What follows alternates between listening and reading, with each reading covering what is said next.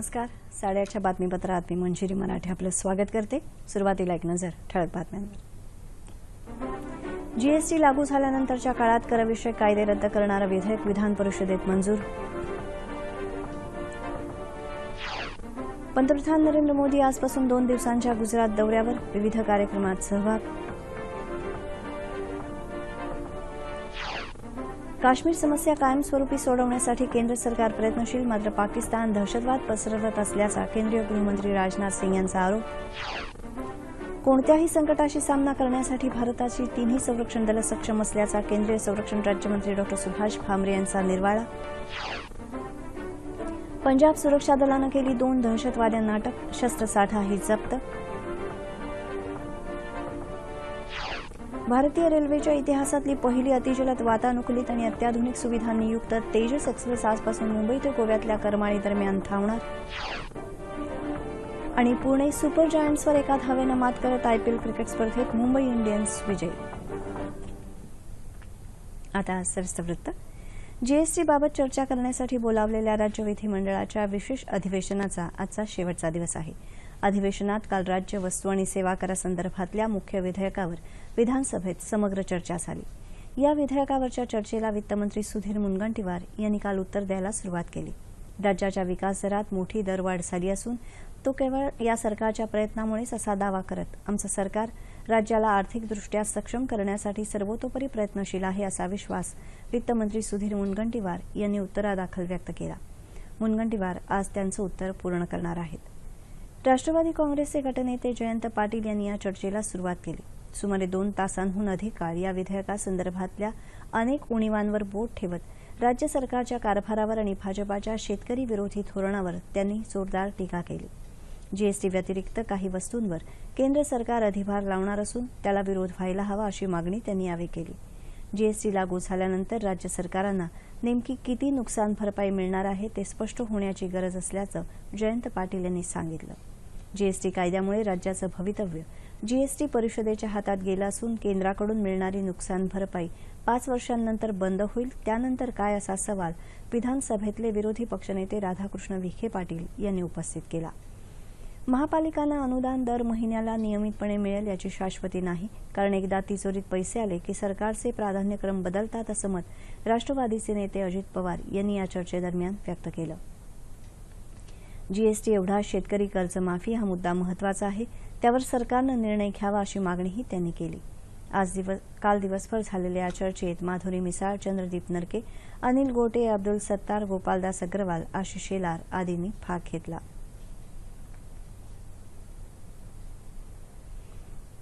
वस्तू आणि सेवा कर लागू झाल्यानंतर अस्तित्वात असलेले कायदे रद्द करणारं राज्य वस्तू आणि सेवा करविषयक कायदे सुधारणा, विधिग्राह्यीकरण आणि व्यावृत्ती विधेयक विधान परिषदेत काल मंजूर झालं. विधानसभेनं याआधीच हे विधेयक मंजूर केलं आहे. वस्तू आणि सेवा कर लागू झाल्यानंतर महागाई वाढणार नाही असा विश्वास वित्त राज्यमंत्री दीपक केसरकर यांनी विधेयकावरील चर्चेला उत्तर देताना विधान परिषदेत व्यक्त केला. विमुद्रीकरणानंतर राज्याचं उत्पन्न 14% वाढलं अशी माहितीही केसरकर यांनी यावेळी दिली. या विधेयकावरच्या चर्चेदरम्यान विरोधी पक्षनेते धनंजय मुंडे यांनी रद्द होणाऱ्या कायद्याअंतर्गत प्रलंबित रकमेची वसुली करण्याबाबत काय उपाययोजना करणार हे सरकारनं स्पष्ट करावं अशी मागणी केली. तर कायदे करताना संबंधित मंत्र्यांच्या अध्यक्षतेखाली स्थायी समिती स्थापन करावी अशी सूचना काँग्रेसचे गटनेते शरद रणपिसे यांनी दिली. पंतप्रधान नरेंद्र मोदी आजपासून 2 दिवसांच्या गुजरात दौऱ्यावर आहेत. कच्छ जिल्ह्यातील 2 वेगवेगळ्या कार्यक्रमांमध्ये पंतप्रधान सहभागी होणार आहेत. भचाऊमध्ये नर्मदा पाणी पुरवण्यासाठी बनवण्यात आलेल्या जलवाहिनीचं ते उद्घाटन करणार आहेत. त्यानंतर कच्छमधील गांधीधामच्या कांडला पोर्ट ट्रस्टच्या एका कार्यक्रमातही पंतप्रधान सहभागी होणार आहेत. उद्या पंतप्रधान गांधीनगरमधील महात्मा मंदिरात आफ्रिकन विकास बँकेच्या कार्यक्रमात सहभागी होतील.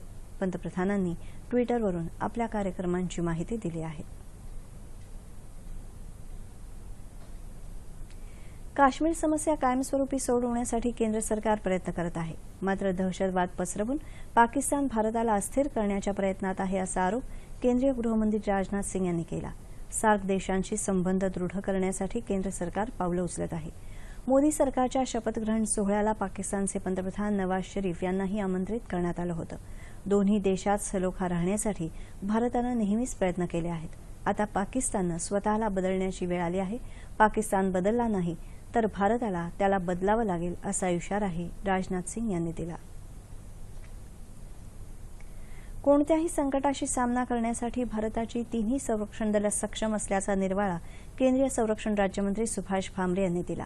ते काल अखिल भारतीय क्षत्रिय महासभेच्या राष्ट्रीय अधिवेशनात नाशिकमध्ये बोलत होते. मित्र निवडता येतात पण शेजारी राष्ट्र निवडता येत नाहीत. जम्मू काश्मीर आणि सीमावर्ती भागात पाकिस्तानच्या कुरापती सुरूच आहेत. मात्र लष्कर त्याला सडेतोड उत्तरं देत आहे. सर्जिकल स्ट्राईक करून पाकिस्तानला धडा शिकवण्याचा इशारा भामरे यांनी दिला आहे. यावेळी क्षत्रिय महासभेचे राष्ट्रीय अध्यक्ष अमरसिंग भदौरिया, महामंत्री गुलाब सिंग बेस तसंच महाराष्ट्र प्रदेश अध्यक्ष राजेंद्र सिंग चव्हाण उपस्थित होते. पंजाबमध्ये सुरक्षा दलानं दहशतवाद विरोधी मोठी कारवाई केली आहे. अमृतसर पोलिसांनी सीमा सुरक्षा दलाच्या मदतीनं पाकिस्तान आणि कॅनडाशी संपर्कात असणाऱ्या 2 दहशतवाद्यांना अटक केली आहे. त्यांच्याकडून मोठ्या प्रमाणावर शस्त्रसाठा आणि दारुगोळा जप्त करण्यात आला आहे. पाकिस्तानातून भारतात पाठवलेली शस्त्रास्त्र ताब्यात घेण्याचा दहशतवाद्यांचा प्रयत्न होता. त्या प्रयत्नात असताना सुरक्षा दलानं कारवाई करून त्यांना अटक केली.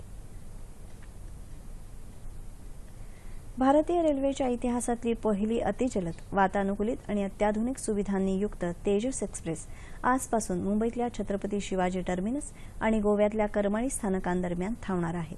रेल्वेमंत्री सुरेश प्रभू आज दादर इथं व्हिडिओ कॉन्फरन्सिंगद्वारे या गाडीला हिरवा कंदील दाखवतील. आज दुपारी सीएसटी इथून 3:25 रवाना होणारी ही गाडी रात्री 12:35 करमाळी इथं पोहोचेल. पावसाळ्याव्यतिरिक्त इतर ऋतूत ही गाडी सोमवार आणि गुरुवार वगळता आठवड्यातून 5 दिवस धावणार आहे. सीएसटीहून पहाटे 5 वाजता ही गाडी सुटून करमाळी इथं दुपारी 1:30 वाजता पोहोचेल, तर करमाळी इथून दुपारी 2:30 वाजता सुटून सीएसटीला 11 वाजता पोहोचेल. या गाडीला दादर, ठाणे, पनवेल, रत्नागिरी आणि कुडाळ इथं थांबा देण्यात आला आहे. पावसाळ्यात ही गाडी सोमवार, बुधवार आणि शनिवार अशा आठवड्यातून 3 दिवस चालवण्यात येणार आहे. या गाडीमुळे मुंबई ते करमाळी हा प्रवास अवघ्या 8.5 तासात करता येणार आहे. वायफाय, ऑनबोर्ड इन्फोटेनमेंट, सीसीटीव्ही, आग आणि धूर शोधक यंत्रणा अशा अत्याधुनिक सुविधा तेजसमध्ये आहेत. ताशी 200 किलोमीटर वेगानं धावण्याची तिची क्षमता असली तरी सध्या ती ताशी 160 किलोमीटर वेगानं धावणार आहे. रेल्वेच्या महाव्यवस्थापकांनी मुंबईत या गाडीची पाहणी केली.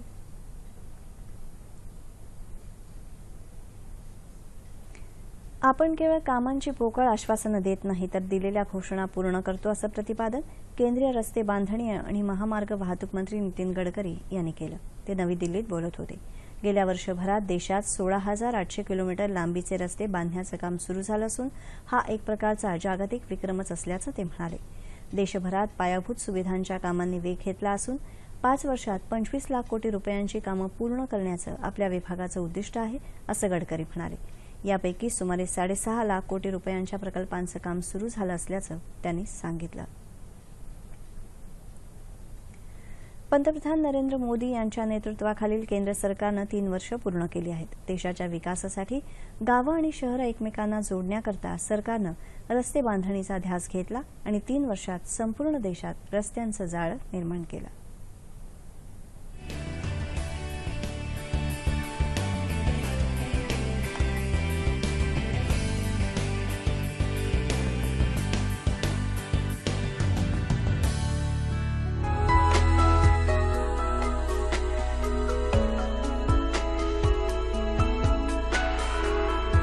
देशाची प्रगती साधायची असेल तर त्या देशातलं रस्त्याचं जाळं मजबूत असायला हवं. नेमकं हेच हेरून पंतप्रधान नरेंद्र मोदी यांच्या नेतृत्वाखाली भाजपा सरकार आणि राष्ट्रीय महामार्ग मंत्रालयानं विकासाचं हेच लक्ष्य समोर ठेवलं. देशाच्या उत्तरेपासून दक्षिणेपर्यंत आणि पूर्वेपासून पश्चिमेपर्यंत मोठ्या प्रमाणात वेगानं महामार्ग बनवण्यात आले. गेल्या 3 वर्षांचा लेखाजोखा पाहता महामार्ग मंत्रालयाचा रस्ते निर्मितीच्या कामांचा आलेख चढाच राहिला आहे. 2014 मध्ये सत्तेवर आल्यापासून भाजपा सरकारनं रोज 22 किलोमीटर रस्ते बांधायला सुरुवात केली.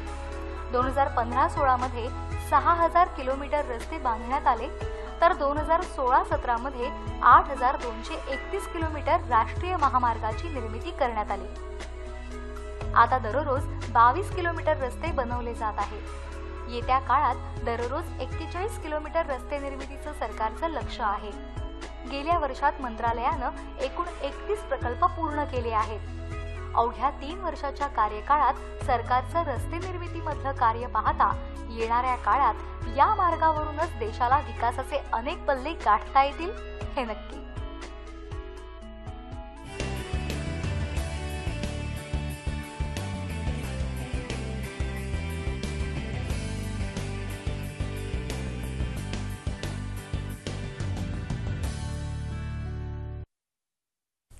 शेतमालाला हमी भाव मिळावा तसंच शेतकऱ्यांच्या कर्जमुक्तीच्या मागणीसाठी राज्यातले शेतकरी 1 जूनपासून संपावर जाणार आहेत अशी माहिती शेतकरी संघटनेचे अध्यक्ष रघुनाथ पाटील यांनी दिली.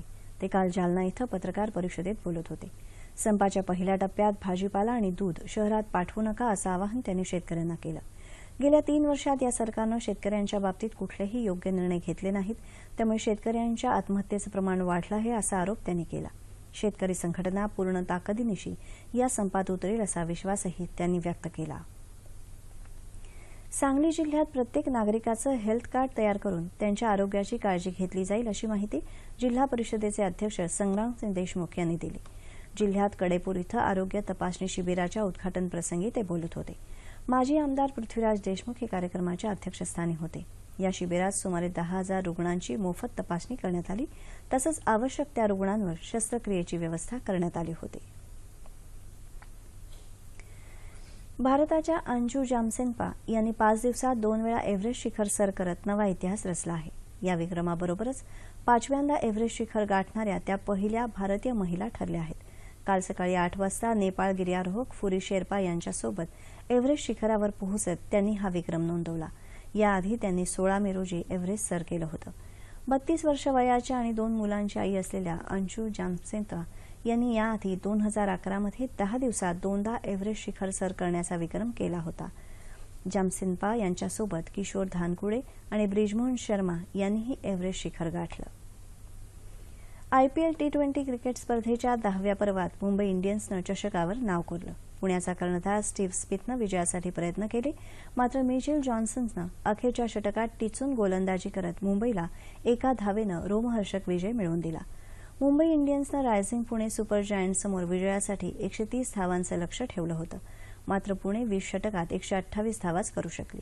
एखादा संघ 3 वेळा चॅम्पियन बनण्याची आयपीएलच्या इतिहासातली पहिलीच वेळ आहे. मुंबई इंडियन्सचा कर्णधार रोहित शर्मानं नाणेफेक जिंकून प्रथम फलंदाजी करण्याचा निर्णय घेतला होता, मात्र पहिल्या 5 षटकात केवळ 16 धावा करून 2 गडी गमावले होते. रोहित शर्मानं नंतरच्या षटकात 4 चौकार मारल्यानंतर मुंबई इंडियन्सवरचा दबाव थोडा कमी झाला. मुंबई संघानं गोलंदाजीतही चमक दाखवत पुण्याला रोखण्याचं काम केलं. चुरशीच्या झालेल्या या सामन्यात शेवटचं षटक निर्णायक ठरलं. मुंबईनं पुण्याला 128 धावांवर रोखत विजय मिळवला. या सामन्याचा सामनावीर कृणाल पंड्या ठरला. हवामान. विदर्भात येत्या 24 तासात उष्णतेची लाट कायम राहील असा इशारा हवामान खात्यानं दिला आहे. गेल्या 24 तासात विदर्भात अनेक ठिकाणी तापमान 45 अंश सेल्सिअसच्या वर गेलं होतं. उर्वरित महाराष्ट्रात हवामान कोरडं राहण्याचा अंदाज हवामान विभागानं व्यक्त केला आहे. राजधानी दिल्लीमध्ये मान्सूनपूर्व पावसानं हजेरी लावली आहे, त्यामुळे उत्तर भारतात गारवा पसरला आहे. उत्तर भारतात अनेक राज्यांमध्ये विजेच्या गडगडाटासह मुसळधार पाऊस कोसळण्याचा अंदाजही वेधशाळेनं वर्तवला आहे. ठळक बातम्या पुन्हा एकदा. जीएसटी लागू झाल्यानंतरच्या काळात करविषयक कायदे रद्द करणारं विधेयक विधान परिषदेत मंजूर. पंतप्रधान नरेंद्र मोदी आजपासून 2 दिवसांच्या गुजरात दौऱ्यावर. विविध कार्यक्रमात सहभाग. काश्मीर समस्या कायमस्वरूपी सोडवण्यासाठी केंद्र सरकार प्रयत्नशील, मात्र पाकिस्तान दहशतवाद पसरवत असल्याचा केंद्रीय गृहमंत्री राजनाथ सिंह यांचा आरोप. कोणत्याही संकटाशी सामना करण्यासाठी भारताची 3ही संरक्षण दलं सक्षम असल्याचा केंद्रीय संरक्षण राज्यमंत्री डॉ. सुभाष भामरे यांचा निर्वाळा. पंजाब सुरक्षा दलानं केली 2 दहशतवाद्यांना अटक, शस्त्रसाठाही जप्त. भारतीय रेल्वेच्या इतिहासातली पहिली अतिजलद वातानुकूलित आणि अत्याधुनिक सुविधांनी युक्त तेजस एक्सप्रेस आजपासून मुंबई ते गोव्यातल्या करमाळी दरम्यान धावणार. आणि पुणे सुपर जायंट्सवर 1 धावेनं मात करत आयपीएल क्रिकेट स्पर्धेत मुंबई इंडियन्स विजयी. याबरोबरच हे बातमीपत्र संपलं. पुन्हा भेटूया सकाळी 11:30 वाजता आपल्या पुढील बातमीपत्रात. नमस्कार.